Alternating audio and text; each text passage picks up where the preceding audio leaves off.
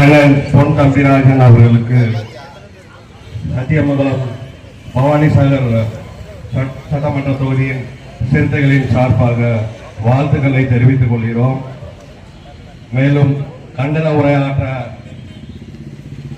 வந்திருக்கும் அண்ணன் வே கனியமுதன் அவர்களையும் துணை ராஜேந்திர பிரபு அண்ணன் அவர்களையும் அரு மன்னரசன் அவர்களையும் நமது நீலகிரி பொது நிர்வாக துணை செயலாளர் சகாதேவன் அவர்களையும் மாநில துணை பொறுப்பாளர் சாமிநாதன் அவர்களையும் வருக வருக என வரவேற்கிறேன். தமிழகத்திலே தொடர்ந்து நடைபெற்று வரும் ஆணவ படுகொலைகளை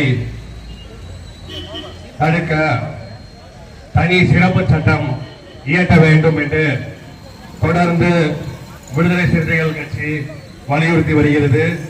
இது சார்பாக நமது அமைச்சர் அவர்களும் இதே விஷயங்களை தொடர்ந்து வலியுறுத்தி வருகிறார். இதுபோல கர்நாடக அரசு காவிரியின் குறுக்கே மேகதாதுவில் அணை கட்ட முயற்சி செய்வதை தடுத்து நிறுத்த வேண்டும்.